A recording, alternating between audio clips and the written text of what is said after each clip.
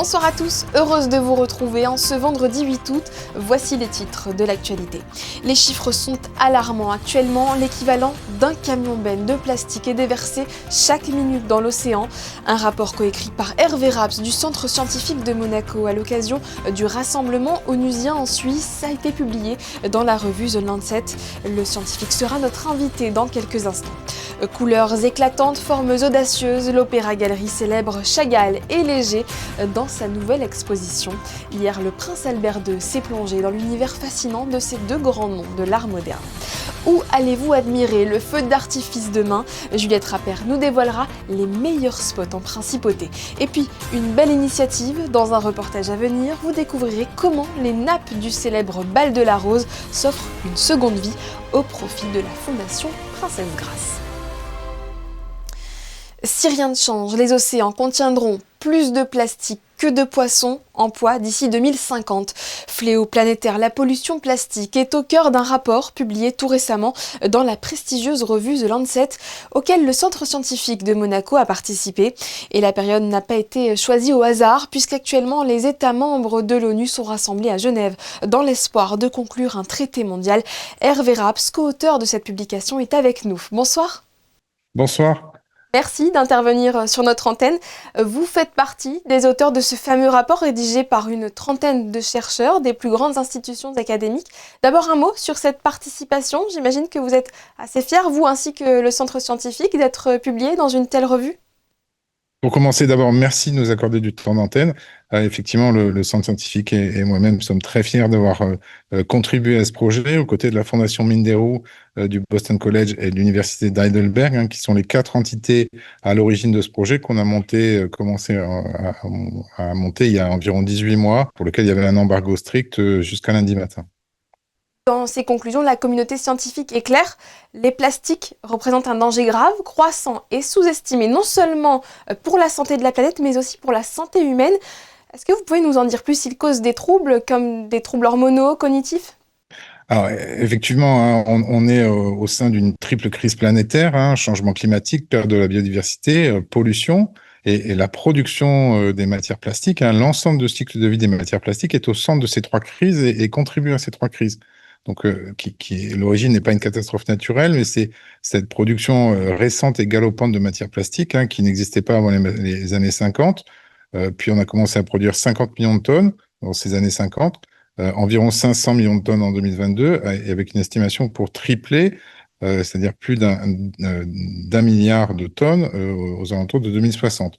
Donc des impacts sur la santé qui sont de plus en plus connus, liés en premier lieu aux produits chimiques, ces additifs chimiques qui sont les composants des matières plastiques, qui ont des effets essentiellement de perturbation des hormones. Ce sont des perturbateurs endocriniens qui agissent sur le développement cérébral des enfants, et chez l'adulte, la plupart d'entre eux agissent sur le métabolisme cardiovasculaire, donc, et provoquent soit des maladies cardiovasculaires, soit responsables d'obésité.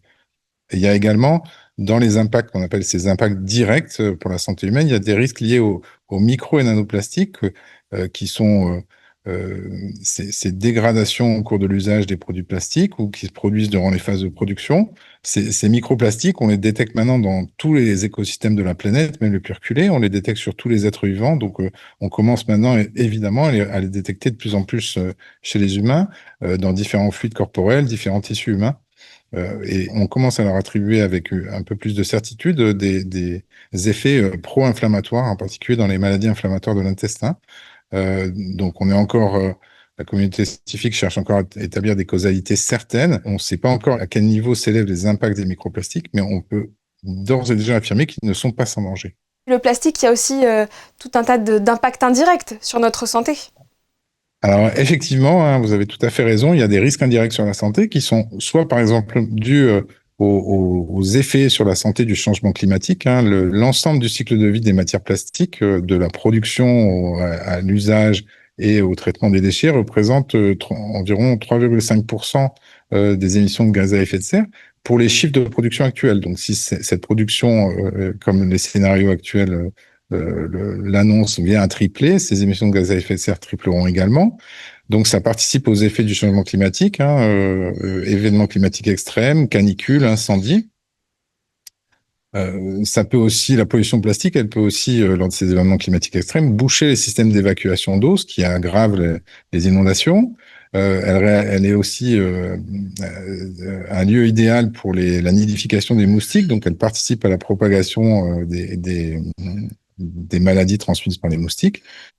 Avec le recyclage, les campagnes de sensibilisation, on pourrait penser que les consciences s'éveillent et que les choses évoluent dans le bon sens. Et pourtant, la pollution plastique s'est aggravée. 8 milliards de tonnes de déchets polluent aujourd'hui la planète. La faute à qui? À quoi? L'activité humaine, le plastique, les matières plastiques ont apporté d'énormément d'effets positifs sur la sécurité alimentaire, sur le développement des transports, bien évidemment le secteur médical.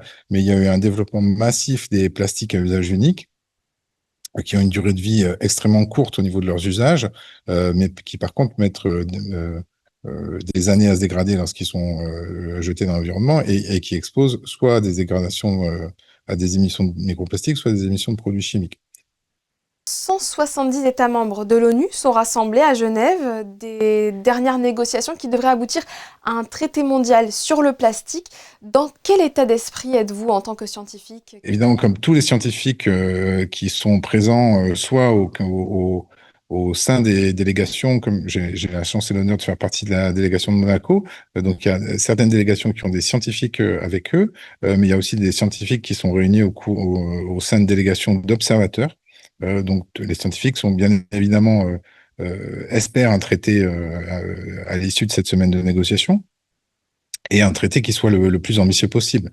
En tant que scientifique et en tant qu'auteur de ce rapport, on souhaite qu'il y ait une réduction de la production des matières plastiques, ce qu'on appelle la réduction de la production de polymères primaires, qu'il y ait une réglementation et une interdiction de certains produits chimiques les plus toxiques,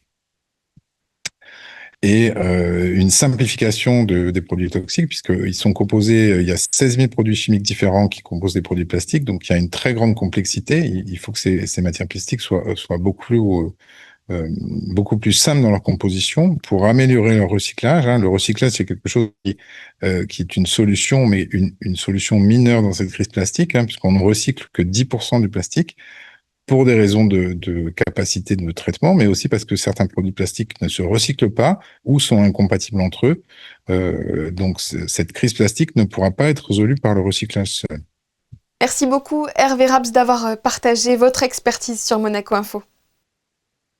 Merci à vous. La mer, justement, est son terrain de jeu favori.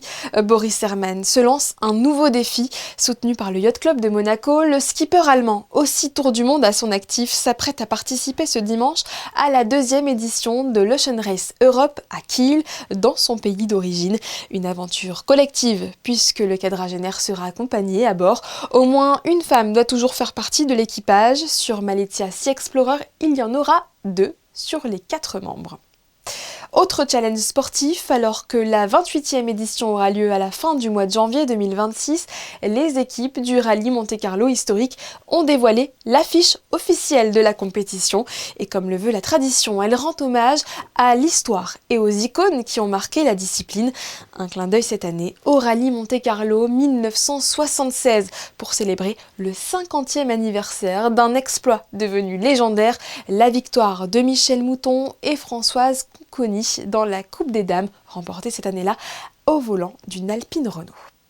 Parlons culture à présent. Le prince Albert II s'est rendu hier à l'Opéra Galerie qui célèbre en ce moment l'art moderne à travers son exposition Chagall et léger, la couleur et la forme. Une plongée vibrante dans les univers de ces 2 géants qui se dévoilent à l'occasion du Monte Carlo Masters Show. Visite signée Christine Datomel et Julien Logier. 2 figures majeures du XXe siècle sont à l'honneur cette année à l'occasion du Monaco Masters Show, une exposition estivale d'envergure organisée par l'Opéra Galerie qui met tous les ans en lumière les grands noms de l'art moderne et contemporain. Cette année, c'est une année qui est un petit peu différente, même si derrière on voit une très grande installation très belle de Niki de Saint-Phal. On a fait un focus sur 2 artistes importants de l'art moderne, qui sont Marc Chagall et Fernand Léger. Donc pour fêter les 40 ans du décès de Chagall et les 70 ans du décès de Fernand Léger. Donc nous avons, en plus de Niki de Saint-Phal, Basquiat, Keith Haring, Roy Lichtenstein et d'autres artistes importants du XXe siècle, une sélection de 20 toiles de Marc Chagall et d'une vingtaine de pièces également de Fernand Léger, qui est un mixte un petit peu entre des tableaux et des œuvres sur papier. Vous l'aurez donc compris, en 2025, l'exposition rend donc hommage à 2 maîtres incontournables, Marc Chagall et Fernand Léger, une exposition qui célèbre la poésie colorée de Chagall et l'énergie géométrique de Léger à travers une sélection d'œuvres emblématiques. Toutes les pièces qui sont exposées entre Chagall et Léger, on a beaucoup d'œuvres que j'adore, qui sont des pièces vraiment, si vous voulez, un petit peu iconiques de ces artistes, des pièces historiques avec des provenances et des backgrounds importants. Les 3/4 de nos pièces exposées ont déjà été vues dans des musées, dans des fondations, donc c'est important. Et on vient juste d'acheter une très très très belle pièce énorme de Marc Chagall qui fait 1,80 m par 1,40 m, qui n'est pas sur le catalogue parce qu'on a eu la chance de l'acheter, si vous voulez, juste une petite quinzaine de jours avant le vernissage. Mais donc, on a vraiment une belle exposition et j'invite à chacun, si vous voulez, à venir voir ce show sympathique. Autour de ces 2 maîtres, une trentaine d'artistes internationaux complètent l'accrochage. Monet, Picasso, Basquiat ou encore Georges Condo. Entre figuration, rêve et abstraction, cette exposition interroge notre rapport à l'image, à l'amour et au monde. Un dialogue vibrant entre forme et couleur à découvrir tout l'été à Monaco. Un spectacle à ne surtout pas manquer demain. Le dernier feu d'artifice de la saison sera tiré à 22h depuis la nouvelle digue. Mais pour en profiter pleinement, encore faut-il savoir où s'installer. Juliette Rappert, vous qui connaissez chaque recoin de la principauté, vous avez accepté de nous dévoiler les meilleurs spots pour en prendre plein la vue. Exactement Sarah, que vous cherchiez un moment romantique, une sortie en famille ou juste un coin tranquille, Monaco regorge de spots parfaits pour admirer le feu d'artifice. Allez, je vous montre mes préférés.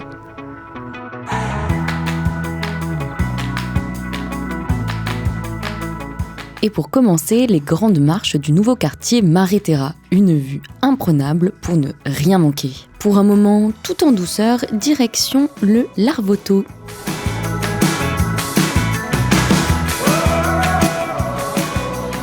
Ici, on peut directement s'installer sur la plage, les pieds dans l'eau, et pourquoi pas avec un petit pique-nique pour une ambiance plus romantique. Et pour ceux qui préfèrent éviter la foule, il existe des petits recoins plus discrets sur le rocher, suivez le guide. Un de mes endroits préférés, c'est ici, au-dessus du fort Antoine. Cet endroit offre un panorama exceptionnel, idéal pour admirer le feu d'artifice en toute tranquillité. Et pour les familles, c'est au port Hercule que ça se passe. Manège, stand, glace, les enfants adorent et les parents aussi. Et une chose est sûre, l'ambiance sera festive, vivante et résolument estivale. Alors que vous soyez en famille, entre amis ou en amoureux, chacun peut trouver son spot favori. Donc rendez-vous ce samedi à 22h pour le dernier feu d'artifice de la saison et peut-être votre plus beau souvenir d'été. La féerie était hier dans les yeux et les oreilles du public venu en nombre pour assister au dernier concert de l'été donné dans la cour d'honneur du Palais Princier. Un bouquet final que l'Orchestre Philharmonique de Monte-Carlo a souhaité festif, avec un soliste d'exception et un jeune chef d'orchestre prometteur, José Sacré, Jean-Alexandre Dordet et Clélia Renaud.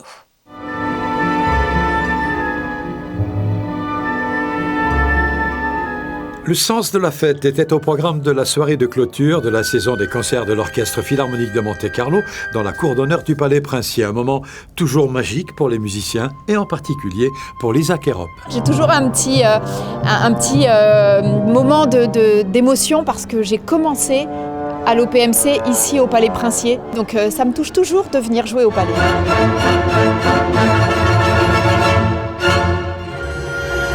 Pour terminer la saison, vraiment c'est un programme très lourd, mais magnifique. Des œuvres exceptionnelles qu'on n'a pas trop l'habitude de jouer. Et puis un concerto pour violon sublime. Bruch, un des plus beaux, un des plus joués aussi, on le joue assez régulièrement. Et puis avec un violoniste extraordinaire.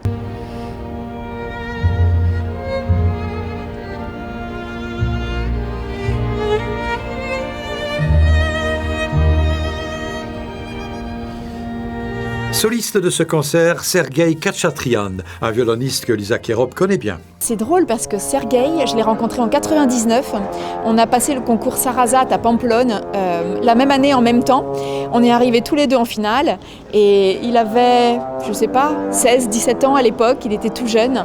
Et j'avais écouté sa finale et j'étais mais ébahie par tant de musicalité, tant de talent à son jeune âge. Quand je le vois venir à Monaco, je suis toujours très très heureuse et très émue. À la tête de l'Orchestre Philharmonique de Monte-Carlo, ce jeudi 7 août, le jeune Emmanuel Tcheknavorian.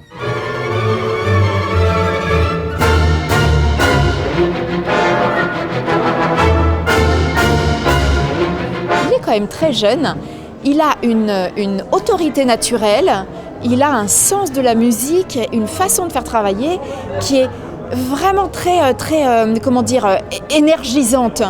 Il est électrisant, ce chef. Il va dans le détail, en profondeur, il ne laisse rien passer. Et je pense qu'on peut dire qu'il nous a fait comprendre qu'avant les vacances, ce n'est pas les vacances.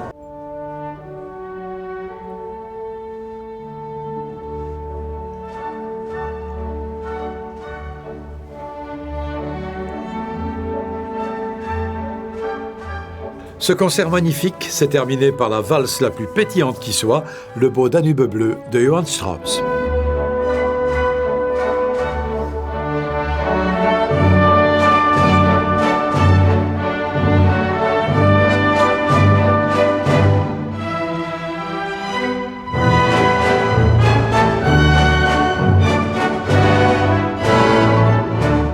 Et pour l'anecdote, les astronautes américains de la mission Apollo 10 ont écouté cette valse dans l'espace en 1969 en référence au film 2001, l'Odyssée de l'espace. Retour sur Terre et si vous apportiez à votre intérieur une touche à la fois glamour et monégasque. Cette année encore, les nappes du bal de la Rose ont été recyclées en linge de maison. Christine Datomel et Camille Caloni se sont rendues à la boutique du Rocher de la Fondation Princesse Grasse où ces pièces uniques aux couleurs de coucher de soleil sont en vente. Regardez. À Monaco, l'élégance ne se jette pas, elle se recycle. Cette année encore, les nappes du mythique bal de la Rose ont été transformées en linge de maison unique. Une idée née il y a quelques années de cela, durant la période de confinement. Nous avons commencé, peut-être vous vous rappelez, il y avait le Covid 2020, et nous avons utilisé les nappes dessinées par Karl Lagerfeld et on a fait des masques. Et à partir de là, on s'est dit, mais pourquoi pas ? Pourquoi ne pas le faire chaque année et profiter un peu de ce tissu pour faire quelque chose. Et ça permet aux gens qui ne vont pas au bal de la Rose d'avoir un peu un souvenir de cette soirée. Après avoir habillé les tables les plus prestigieuses cette année, ces nappes sur le thème Sunset de Christian Louboutin se transforment aujourd'hui en objets du quotidien raffiné dans l'atelier de la boutique du Rocher. Une nouvelle vie donc autour de la vôtre. Nous avons sac à linge, corbeille à pain, tablier, set de table et de petits torchons. Donc ils sont faits exclusivement dans le tissu du bal de la Rose et nous coupons ces nappes pour pouvoir fabriquer les pièces. Toutes les pièces elles sont signées Bal de la Rose 2025 et sur le sac à linge et la corbeille, il y a une rose brodée dessus en plus pour faire le côté un peu plus précieux. Pour ces créations originales et solidaires, il faudra compter entre 45 et 70 €. Une façon élégante d'inviter un peu le bal de la Rose à la maison. Les produits sont disponibles sur commande via le compte Instagram de la boutique ou directement sur place. À noter qu'il y a 2 points de vente, avenue de la Madone à Monte-Carlo et rue Émile Delotte à Monacoville. En ce mois d'août, vous êtes peut-être à court d'idées pour occuper vos enfants. Pas de panique, à l'Institut océanographique, le Club Océano reçoit vos petits pour des ateliers ludiques autour des espèces fascinantes de nos océans. Alban Gingembre s'est rendu à l'un d'entre eux et nous explique tout sur ces images d'Hugo Comasa. Pendant les vacances, le Club Océano ouvre ses portes à l'Institut océanographique. Chaque semaine, une nouvelle session avec des activités différentes tous les jours. Les enfants deviennent vraiment incollables sur le monde marin. On vous emmène découvrir tout ça.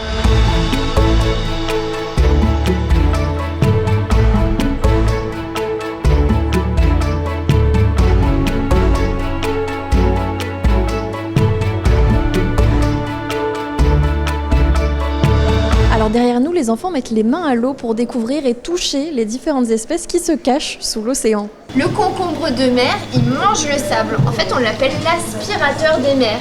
Il va aspirer le sable, le nettoyer dans son ventre, et puis après, son caca à lui, c'est du sable qui est tout propre.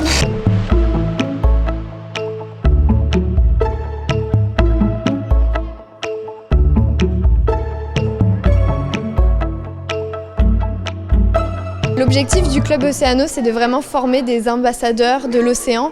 Donc ils sont là pour un peu être les messagers du musée, après apprendre plein de choses et aussi les apprendre à leur entourage, en parler à leurs parents, à leurs amis, de pourquoi c'est important de protéger l'océan et quels sont les petits gestes à faire pour aider l'océan à aller mieux. En fait, on va travailler par thème. Donc par exemple, la semaine dernière, c'était thème Méditerranée. Cette semaine, c'est thème tropical. Donc le polype de corail vient avec les tropiques. Et on va aussi aborder des sujets comme les tortues, les requins. Hier, on a fait les oiseaux marins. Donc on essaye de varier. Par exemple, la semaine prochaine, ce sera le voyage autour des océans. Donc là, on va plutôt parler des abysses et aussi des animaux d'épaule. Donc on essaye un petit peu d'aborder tous les sujets qui ont rapport avec l'océan. C'est très large, donc on essaye un petit peu d'encadrer tout ça.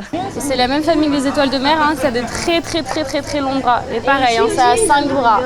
Non, alors ça, c'est une étoile de mer. Mais c'est la même famille. Ici, on arrive dans la partie chasse au trésor. On doit trouver un poisson qui ressemble à ça sur l'image. On va aller demander un coup de main aux enfants, c'est parti. Et c'est rigolo parce qu'on va dans tous les aquariums, on cherche un peu. Parfois on ne trouve pas, mais on trouve à la fin. C'est comme des enquêtes et on doit lire des indices pour retrouver les poissons. On doit regarder dans les aquariums pour voir et observer tous les poissons, si ça ressemble ou pas. Ouais, c'est lui, c'est ce poisson-là. Ouais, c'est ce poisson-là. En fait, moi, j'aime tous les animaux de toute la planète et parce qu'ils sont tous mignons. Moi, j'ai trouvé ça cool aussi de nourrir les tortues et de leur préparer à manger. Et justement, ici, on se trouve dans la cuisine de l'Institut océanographique. Les enfants participent et aident à préparer les repas pour les différents poissons. Donc ce qu'on va faire, on va préparer le poisson, on va ou en mettre plusieurs ou couper des tranches et après, moi je vais les peser, je vais vous les passer et vous allez les mettre dans les gamelles respectives qui correspondent aux différents bassins. Est-ce que vous êtes d'accord? Oui. Bon, et ben ça tombe bien parce que je n'en attendais pas moins.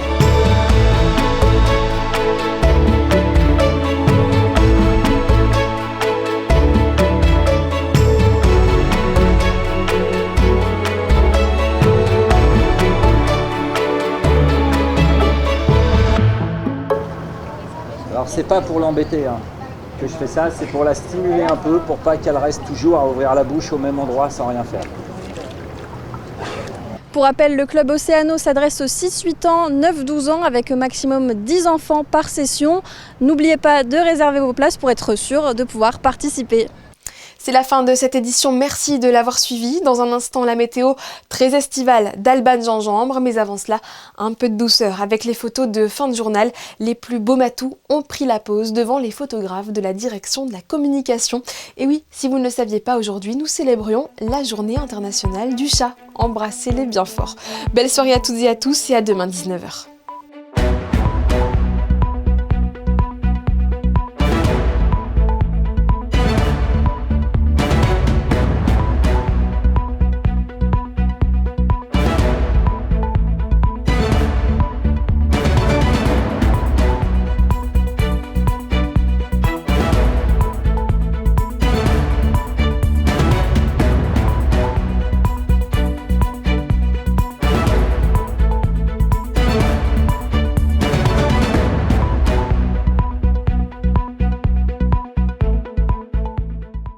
Retrouvez la météo avec Suisse Courtage, votre partenaire de confiance en assurance à Monaco. Protection sur mesure pour particuliers et professionnels. Bonsoir à tous, la vague de chaleur est bien de retour sur la Côte d'Azur. Un grand ciel bleu est attendu demain en Principauté. Il fera beau et chaud, entre 23 et 30 degrés, ressenti 40 au soleil. L'indice UV sera toujours élevé, prenez bien soin de vous. Et le samedi 9 août, nous fêtons la Saint-Amour, l'occasion d'avoir un geste tendre envers vos proches, qu'il s'agisse de vos amis, vos collègues, votre famille ou votre conjoint. Un peu d'amour, ça met toujours du baume au cœur.